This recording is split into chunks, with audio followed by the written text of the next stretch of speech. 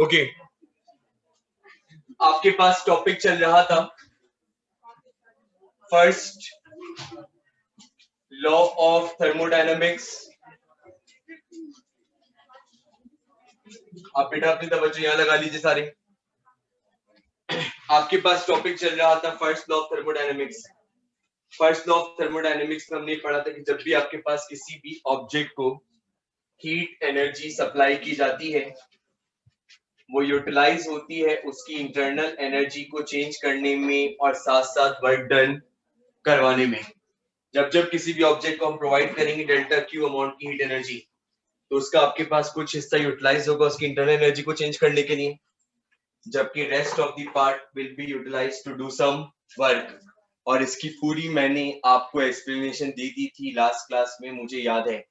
जब भी हम किसी भी सिस्टम को थर्मोडायनामिक सिस्टम को हीट एनर्जी प्रोवाइड करते हैं, तो हीट एनर्जी प्रोवाइड करने के नतीजे में आपके पास उसकी इंटरनल एनर्जी चेंज होती है, और इंटरनल एनर्जी चेंज होने के साथ साथ आपके पास सिस्टम परफॉर्म करता है वर्क। और जो इक्वेशन हमारे पास इसकी बनी थी वो हमारे पास थी delta Q is equals to delta U plus delta W. आज की क्लास में मुझे जो डिस्कस करना है वो है चेंज इन इंटरनल एनर्जी के कॉन्सेप्ट्स। उससे पहले नोट करने, काइनेटिक एनर्जी तीन टाइप्स की होती है।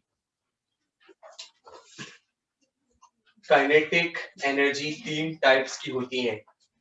काइनेटिक एनर्जी होती है ट्रांसलेशनल, काइनेटिक एनर्जी होती है ट्रांसलेशनल, काइनेटिक एनर्जी होती है रोटेशनल, और काइनेटिक एनर्जी होती है vibrational. There are three types of kinetic energy. Kinetic energy हमारे पास होती है ट्रांसलेशनल, काइनेटिक एनर्जी हमारे पास होती है रोटेशनल, और काइनेटिक एनर्जी हमारे पास पाई जाती है वाइब्रेशनल। ऑल इन ऑल हमारे पास काइनेटिक एनर्जी की तीन टाइप्स हैं, रोटेशनल, ट्रांसलेशनल और वाइब्रेशनल। अगर एक मोनो एटॉमिक गैस है, मोनो एटॉमिक का मतलब जिसमें आपके पास जो एक एटम है वो एक ही मॉलिक्यूल के ऊपर बेस करता है, तो अगर आपके पास मोनो एटॉमिक गैस है तो मोनो एटॉमिक गैस में सिर्फ ट्रांसलेशनल काइनेटिक एनर्जी होती है। मोनो एटॉमिक गैस में सिर्फ ट्रांसलेशनल काइनेटिक एनर्जी होती है। मोनो एटॉमिक गैस में सिर्फ और सिर्फ ट्रांसलेशनल काइनेटिक एनर्जी होती है, जबकि पॉली एटॉमिक गैस में आपके पास ट्रांसलेशनल भी होती है, रोटेशनल भी होती है और वाइब्रेशनल भी होती है। तो पॉली एटॉमिक गैस के अंदर आपके पास ट्रांसलेशनल, शॉर्ट लिख रहा हूं बेटा देख लीजिएगा, रोटेशनल भी होती है और वाइब्रेशनल भी होती है। मोनो एटॉमिक गैस में आपके पास जो बेसिकली पाई जाती है that is only translational kinetic energy, जबकि पॉली एटॉमिक गैस यानी कि वो गैस जिनके अंदर आपका एक एटम एक से ज्यादा मॉलिक्यूल के ऊपर बेस करता हो, उसको पॉली एटॉमिक गैस कहते हैं। जैसे क्लोरीन गैस पॉली एटॉमिक है, डायटॉमिक, और इस तरीके से ब्रोमीन, आयोडीन, कार्बन डाइऑक्साइड, ये सारी कौन सी गैसेज हैं? Poly atomic. इनके अंदर ट्रांसलेशन, रोटेशन और वाइब्रेशन आपके पास मौजूद होती है, जिसको हम कहते हैं काइनेटिक एनर्जी। इस तरीके से जब किसी भी गैस को हम हीट करते हैं तो उसके मॉलिक्यूल में सिर्फ मोशन ही नहीं होता, उसके मॉलिक्यूल की पोजीशन भी चेंज होती है, और पोजीशन चेंज होने की वजह से जो एनर्जी होती है वो पोटेंशियल एनर्जी होती है। तो जब आपके पास किसी भी गैस को हीट किया जाता है तो हीट करने के नतीजे में उसकी काइनेटिक एनर्जी भी चेंज होगी, पोटेंशियल एनर्जी भी चेंज होगी। आप जुमला सुनिए मेरा, सारी काइनेटिक एनर्जी और सारी पोटेंशियल एनर्जी, सारी काइनेटिक एनर्जी और सारी काइनेटिक एनर्जी और सारी, उन सब का सम कहलाता है इंटरनल एनर्जी। तो अगर हम डिफाइन करना चाहेंगे इंटरनल एनर्जी को, अगर हम डिफाइन करना चाहते हैं इंटरनल एनर्जी को, तो इसको हम डिफाइन करते हैं the sum of all kinetic energy, the sum of all kinetic energies, the sum of all kinetic energy, bracket में लिखें ट्रांसलेशनल, रोटेशनल,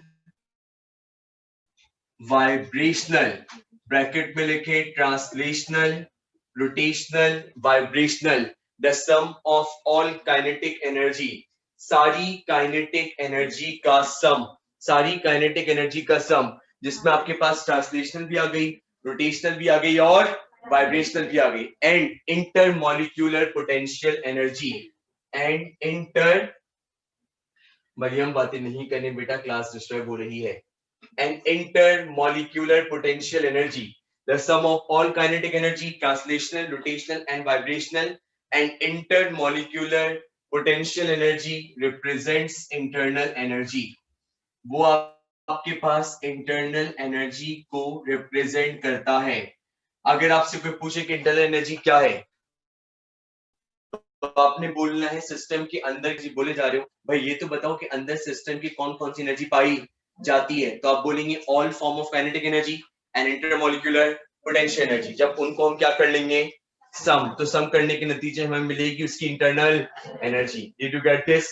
तो इंटरनल एनर्जी आपके पास सारी की सारी काइनेटिक एनर्जी और पोटेंशियल एनर्जी के सम के बराबर होती है। इस तरीके से अगर मैं आपसे कहूं कि इसका आप एक फॉर्मूला जनरेट करें, तो आप इसका फॉर्मूला बना सकते हैं, kinetic energy translational plus kinetic energy rotational plus kinetic energy vibrational और साथ साथ intermolecular potential energy. Kinetic energy translational plus kinetic energy rotational plus kinetic energy vibrational plus potential energy. जब सारी एनर्जीज को हम आपस में क्या करेंगे, ऐड, तो ऐड करने पे रिजल्ट में हमें जो चीज मिलेगी वो आपके पास कहलाएगी इंटरनल एनर्जी। इंटरनल एनर्जी एक स्टेट पैरामीटर है, जुमला फिर बोल रहा हूं, सुन लें। इंटरनल एनर्जी की स्टेट पैरामीटर है, इंटरनल एनर्जी की स्टेट फंक्शन है या स्टेट पैरामीटर है। इंटरनल एनर्जी एक स्टेट फंक्शन है, इंटरनल एनर्जी की स्टेट फंक्शन है। इसका मतलब या तो ये डिपेंड करेगा इनिशियल स्टेट पे या ये डिपेंड करेगा फाइनल स्टेट पे। बीच में प्रोसेस में क्या हो रहा है, बीच में प्रोसेस में क्या हो रहा है, इंटरनल एनर्जी का उससे कोई लेना देना नहीं है। आपके पास बोले क्या है, गैस, क्या ये, क्या ये, क्या ये, क्या ये, इस वक्त इसकी कुछ ना कुछ इंटरनल एनर्जी है। गैस क्या हुई, बोले कंप्रेस, क्या हुई, एक्सपैंड, दोबारा क्या हुई, क्या हुई, खत्म हो गया। अब मैंने आपसे बोला कि मुझे आप निकाल कर दें इसका चेंज इन इंटरनल एनर्जी।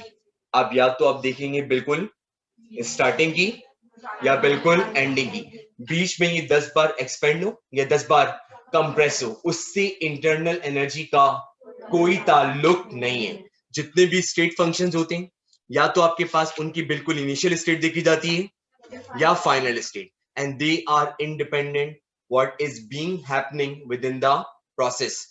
तो हम ये कहते हैं कि internal energy depends upon, internal energy depends upon initial state and final state. Internal energy depends upon initial state and final state. Internal energy आपके पास depend करती है initial state पे और final state पे, and it is independent of the process being followed, and it is independent of the process being followed. ये आपके पास process के ऊपर डिपेंड नहीं करती, इसका ताल्लुक सिर्फ और सिर्फ या तो सिस्टम की इनिशियल स्टेट से या फिर फाइनल स्टेट से। सिस्टम के बीच में क्या हो रहा है उससे इंटरनल एनर्जी का आपके पास कोई लेना देना नहीं है। Did you get this? अगर आपसे कोई ये पूछे, कोई भी शख्स आके आपसे पूछ ले कि आप ये बताइए कौन कौन से तरीके ऐसे हैं जिनसे इंटरनल एनर्जी को बढ़ाया जा सकता है या जिनसे इंटरनल एनर्जी को कम किया जा सकता है, तो इसका मतलब मैं जानना चाहता हूं फैक्टर्स अफेक्टिंग इंटरनल एनर्जी। इसका मतलब मैं जानना चाहता हूं फैक्टर्स अफेक्टिंग इंटरनल एनर्जी। वो कौन कौन से फैक्टर्स हैं जो इंटरनल एनर्जी पे अफेक्ट करते हैं, मैं ये जानना चाहता हूं वो कौन कौन से आपके पास फैक्टर्स हैं जो इंटरनल एनर्जी पे अफेक्ट करते हैं। इंटरनल एनर्जी का सबसे गहरा ताल्लुक टेम्परेचर से। आई रिपीट, इंटरनल एनर्जी का सबसे गहरा ताल्लुक टेम्परेचर से। I again repeat, internal energy का सबसे गहरा ताल्लुक टेम्परेचर से। जितना ज्यादा आपकी गैस का टेम्परेचर होगा, काइनेटिक एनर्जी और पोटेंशियल एनर्जी में आने वाला चेंज भी उतना ज्यादा होगा, और जितना ज्यादा उन दोनों एनर्जीज के अंदर चेंज आएगा रिस्पेक्टिवली इंटरनल एनर्जी उतनी ज्यादा पड़ेगी। अगर जब भी सिस्टम का टेम्परेचर इंक्रीज हो, अगर जब भी सिस्टम का टेम्परेचर इंक्रीज हो, तो टेम्परेचर इंक्रीज होना इस बात की मलामत दे रहा है, सॉरी बेटा बोल दिया, क्या दे रहा है, अलामत दे रहा है कि आपके पास उसकी इंटरनल एनर्जी बढ़ रही है। ठीक है, तो जब जब आपके पास सिस्टम की टेम्परेचर क्या होती है, इंक्रीज, तो इसका मतलब आपके पास इंटरनल एनर्जी भी इंक्रीज होगी, क्योंकि टेम्परेचर का ताल्लुक काइनेटिक एनर्जी से। अगर काइनेटिक एनर्जी बढ़ेगी तो इंटरनल एनर्जी बढ़ेगी, अगर टेम्परेचर बढ़ेगा तो वो इंटरनल एनर्जी बढ़ेगी। जल्दी बोले, टेम्परेचर बढ़ेगा इंटरनल एनर्जी, टेम्परेचर कम होगा इंटरनल एनर्जी, और अगर टेम्परेचर कांस्टेंट होगा तो इंटरनल एनर्जी भी कांस्टेंट हो जाएगी। तो टेम्परेचर डायरेक्टली, वो बोलते हैं ना कि किसी एक के साथ प्रॉपर तरीके से मुंसलिक होना, वो वाला ताल्लुक है इंटरनल एनर्जी और टेम्परेचर का। तो टेम्परेचर बिल्कुल इंटरनल एनर्जी के डायरेक्ट प्रोपोर्शन है। तो जो पहला फैक्टर है आपके पास जो टेम्परेचर और इंटरनल एनर्जी को रिलेट करता है, उसको हम टेम्परेचर ही कहते हैं। कि आपके पास सबसे पहला फैक्टर इस पे इंटरनल एनर्जी डिपेंड करती है, वो कौन सा है, टेम्परेचर।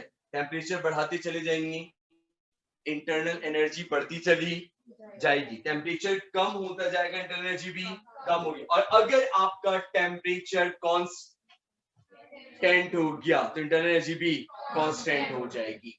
इस तरीके से मुझे एक बात बताइए, जब टेम्परेचर बढ़ेगा तो क्या वॉल्यूम और प्रेशर पे इफेक्ट नहीं पड़ेगा, वॉल्यूम और प्रेशर पे भी फर्क पड़ेगा। तो इसका मतलब it also depends upon pressure and it also depends upon what, volume. ये आपके पास प्रेशर पे भी डिपेंड करती है, ये आपके पास वॉल्यूम पे भी डिपेंड करती है, लेकिन जो इसमें सबसे ज्यादा डिपेंडेंसी शो करता है वो कौन है, टेम्परेचर। इंटरनल एनर्जी एक स्टेट फंक्शन है। A number of times I have been told you, ये ना हो कि जब आपके पास कोई एमसीक्यू आए और उसमें आप सारी गड़बड़ी मचाएं जैसे आपने ग्रेड टेस्ट में मचाई है। ठीक है, तो इसलिए आपको बताया जा रहा है, सुन लें इस बात को गौर से, कि आपके पास यहाँ पे ये सारे टेम्परेचर्स हैं जो कि आपके पास इंटरनल एनर्जी के ऊपर डिपेंड करते हैं। क्लियर हो गई बात? इंटरनल एनर्जी सिस्टम की सारी एनर्जीज के सम के बराबर। कौन कौन सी एनर्जीज होती हैं? टाइप्स ऑफ काइनेटिक एनर्जी, पूरा पूरा नहीं बोले, टाइप्स ऑफ, और इंटरमॉलिक्यूलर पोटेंशियल एनर्जी। जब उनको सम करते हैं तब जाके हमें मिलती है क्या, internal energy. Internal energy is it a state function और not? It only depends either initial state और इट इज इंडिपेंडेंट कि सिस्टम में बीच में क्या प्रोसेस हो रहा है, या तो इनिशियल पे डिपेंड करेगी या फाइनल पे डिपेंड करेगी। अब आपके पास जो चीज आती है उसका नाम है साइक्लिक प्रोसेस।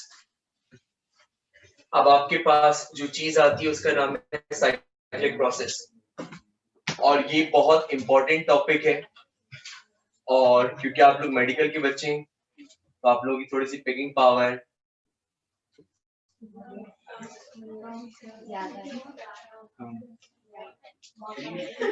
जाने देना, छोड़े। साइक्लिक प्रोसेस, आपके पास टॉपिक है साइक्लिक प्रोसेस। ठीक है, अब सुनिएगा गौर से, इसको हम डिफाइन करते हैं, the system which return to its initial state, the system which return to its initial state after a process,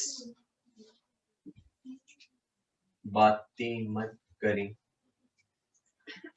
is called cyclic process. The system which return to its initial state after a process, the system which return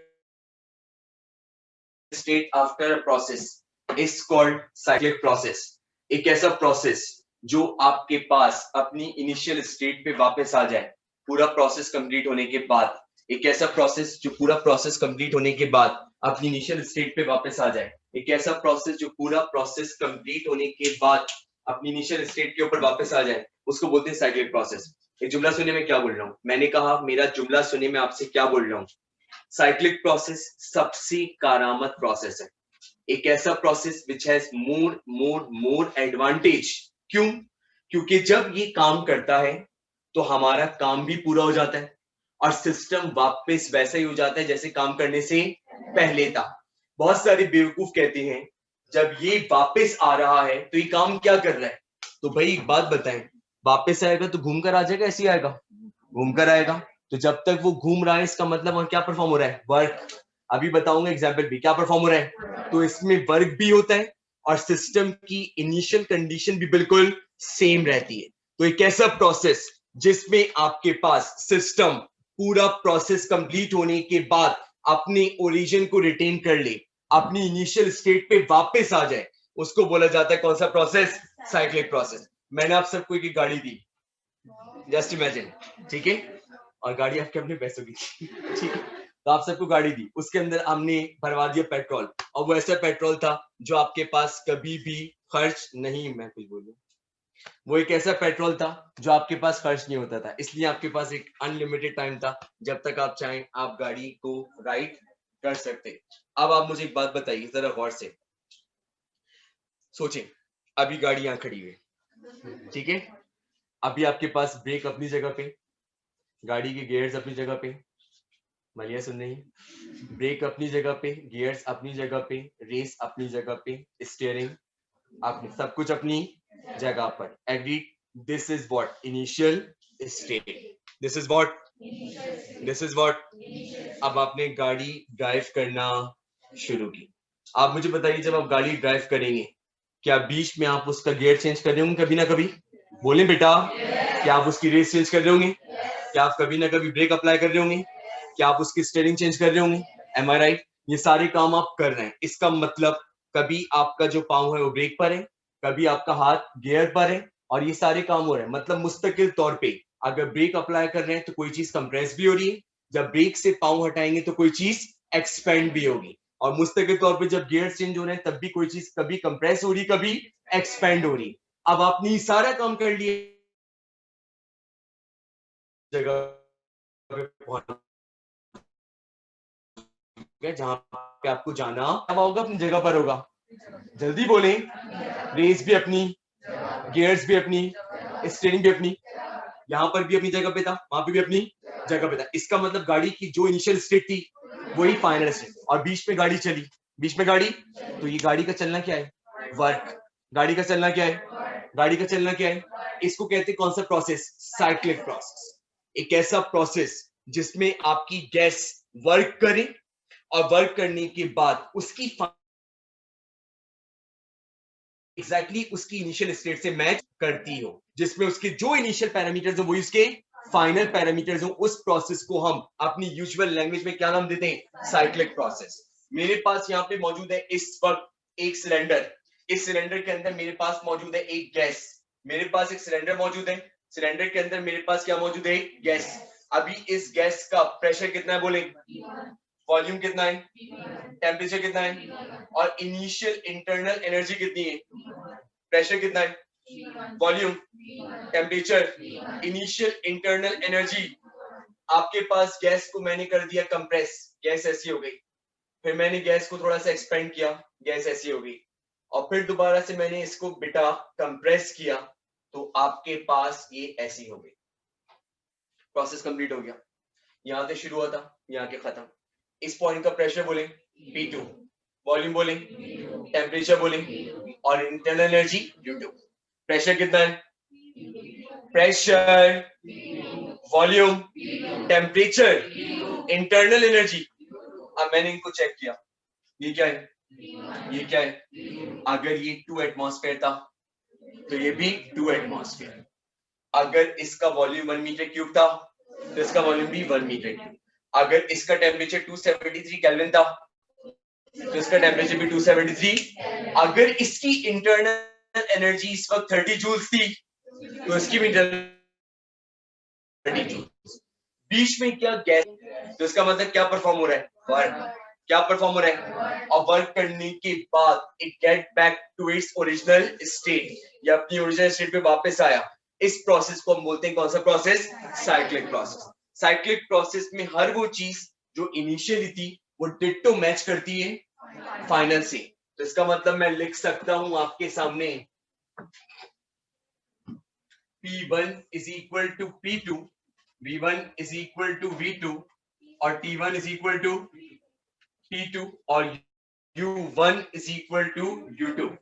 मेरे पास pressure same, volume same, temperature same, और internal energy भी बिल्कुल same. अब मुझे असल में आप लोग लास्ट पीरियड में एग्जॉस्ट लग रहे हैं, तो मुझे अपनी आवाज का जादू इतना रखना है कि आप लोग जागते रहें।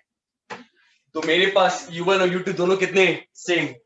आप मुझे बताइए, ये लिखा हुआ U1 इज इक्वल टू, और करके क्या लिख सकते हैं, और करके मैं कर सकता हूं, आप बता दें। U2 is equal to U1, और करके लिख सकते हैं U2 इज इक्वल टू, क्या इसकी इनिशियल और फाइनल इंटरनल एनर्जी सेम है, तो U1 is equal to what, U2, पलट के क्या बोलेंगे, U2 is equal to U1, क्या ये U1 प्लस में, अस्तगफिरुल्लाह भाई ये प्लस में है, वहां जाके तो क्या बनेगा, U2 माइनस U1, तो लिखें यहाँ पे सब सो रहे हैं, U2 माइनस U1 क्या बना, ये जीरो तो बन गया। डेल्टा U का मतलब चेंज इन इंटरनल एनर्जी, तो ये आपके पास बना डेल्टा U, और ये बना डेल्टा U इज इक्वल टू 0। अब ये जुमला बोले मेरे साथ, क्या बोले जुमला मेरे साथ, कि साइक्लिक प्रोसेस में चेंज इन इंटरनल एनर्जी 0 होता है। दोबारा बोले, एक बार फिर बोले, आवाज नहीं आई। गुड, आप बताइए मुझे, आप जिस चीज की एप्लीकेशन पढ़ रहे हैं या जिसके बारे में पढ़ रहे हैं वो कौन सा लॉ है, first law of thermodynamics.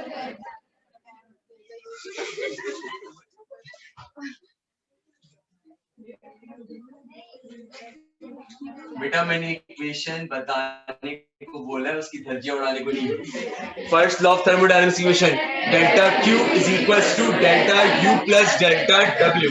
Put करें, डेल्टा Q बराबर है delta U plus delta W के, डेल्टा Q बराबर है डेल्टा U प्लस डेल्टा, इसमें क्या जीरो है, तो क्या हम इंटरनल एनर्जी की चेंज की जगह पे बेटा जीरो पुट कर सकते हैं, पुट कीजिए, कम ऑन। तो ये बना delta Q is equal to 0 plus delta W, zero की कोई इंपॉर्टेंस, तो डेल्टा Q किसके बराबर आया, इससे क्या बात साबित हुई, जल्दी बोले। साइक्लिक प्रोसेस में हम जो भी सिस्टम को, वो सारी की सारी वर्डन में कन्वर्ट हो, all the heat supplied in cyclic process, all the heat supplied in cyclic process will be utilized to do work.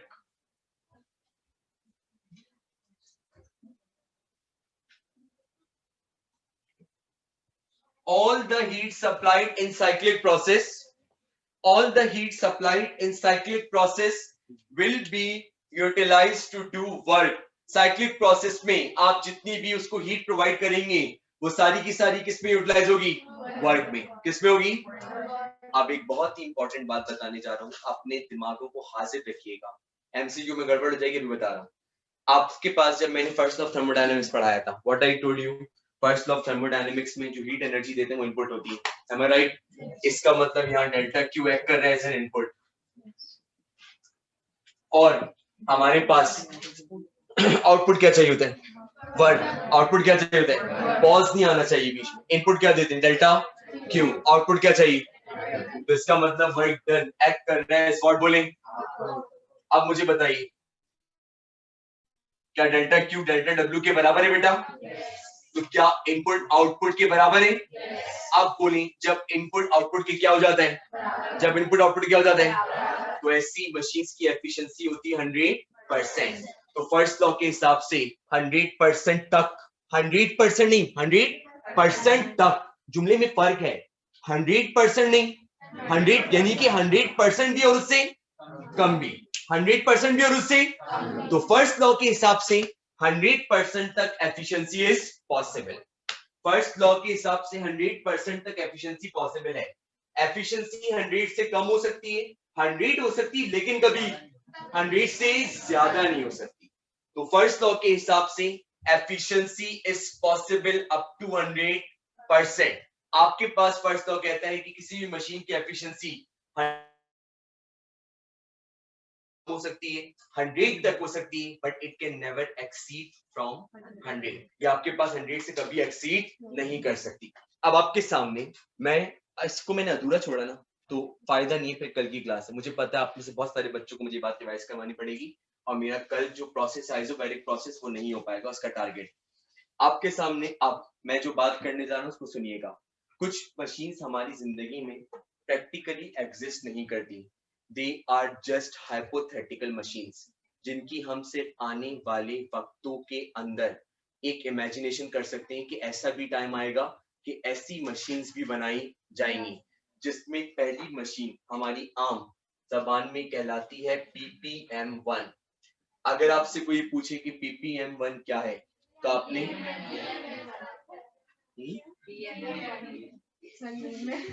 PMM1, मतलब मैं PPM बोल रहा हूँ, PMM1 इसको बोलते हैं परपीचुअल। मुझे लगा आप लोग PP1 PP2 कर रहे हैं। परपीचुअल मोशन मशीन। आप लोग बोलने पहले मैं चुप हो जाता हूँ। परपीचुअल मोशन मशीन।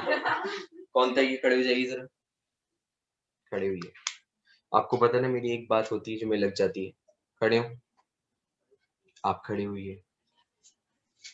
अच्छा खासा मूड था, आपने ग्रेड लगा दी मेरी। एक बार मेरा मूड खराब होता है तो फिर मैं अपने आप की भी नहीं सुनता।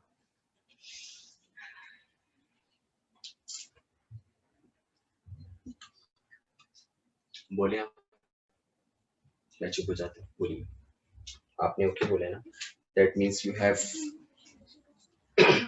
बोले बोले।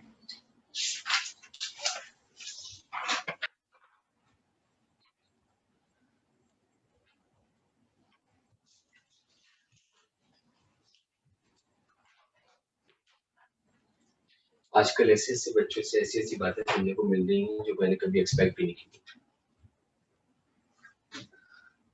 और लिटरली अफसोस होता है कभी कभी तो, बहुत ज्यादा।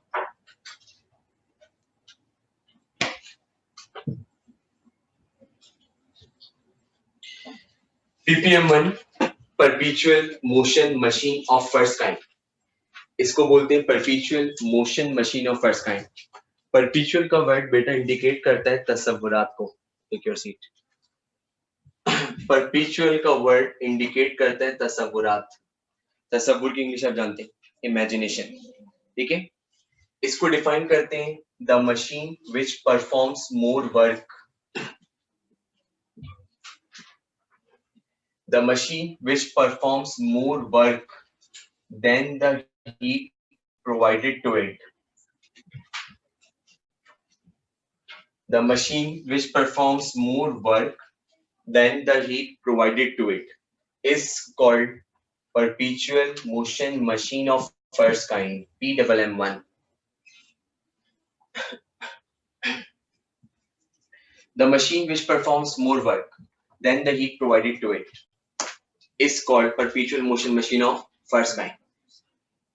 अब मुझे बताइए, इज इट प्रैक्टिकल और इमेजिनरी मशीन? इसीलिए इसका मतलब समझें क्या है।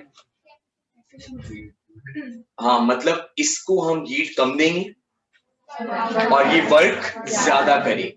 इसको हम हीट क्या देंगे? कम, और ये वर्क। इसकी डिटेल हम कल पढ़ेंगे।